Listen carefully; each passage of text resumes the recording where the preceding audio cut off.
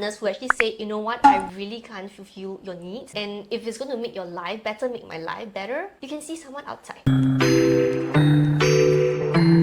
To our channel. Today I have a wonderful guest, Dr. Angela, who is a family physician but also a sexologist. Usually I call myself an intimacy coach. Intimacy coach. Because yeah. I prefer the word intimacy over sex, because sex is like kind of the act, whereas intimacy encompasses the whole of it. And in today's topic, we want to talk about aging and the intimacy act, the physical sexual health. So commonly people will think when they get a bit older, sex is like out of the questions. Yeah, like out of the window, like, you know, I'm old, I don't need it anymore. It's only for the young. But do you feel that people are still struggling, like physically or emotionally, how to have the intimacy relationship with their partners? I think it's beyond just physical and emotion. It's also the stereotype. Like we said, right? You know, the moment you're old, you're not functioning as well, you should just let it go. And then especially for females, you know, once we hit the menopausal age, we'll tell ourselves, well, I don't really need sex anymore, because it can be uncomfortable, especially, you know, perimenopausal. There's a lot of symptoms and makes us feel more agey. And when our partners don't know how to deal with that, we end up having a lot of disagreements.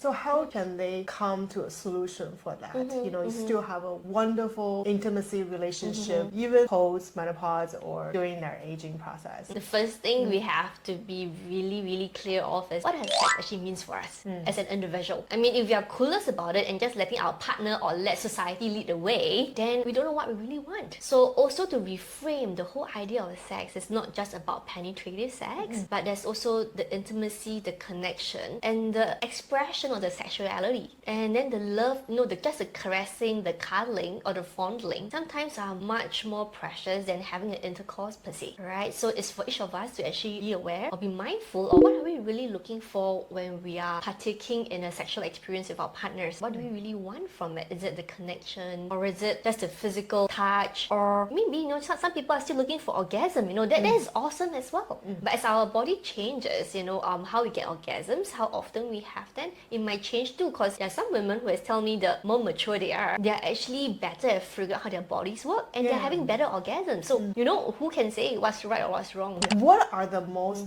misconceptions when it comes to communicate that intimacy with your partner from your experience?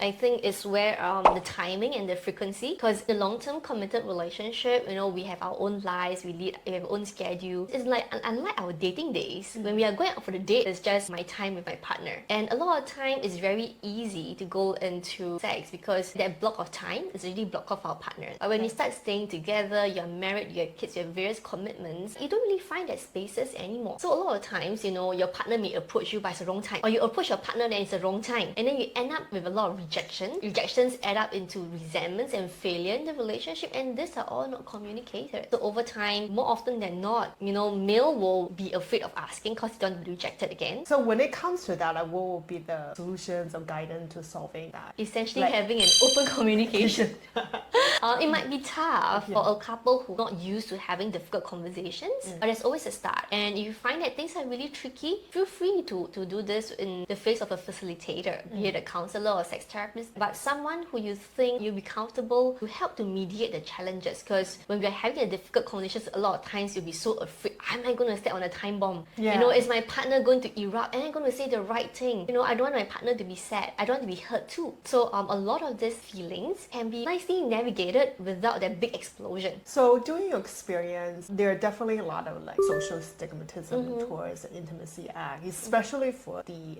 elderly. Some of them are quite conservative traditionally, so they can totally ignore the importance of an intimacy act during the aging process.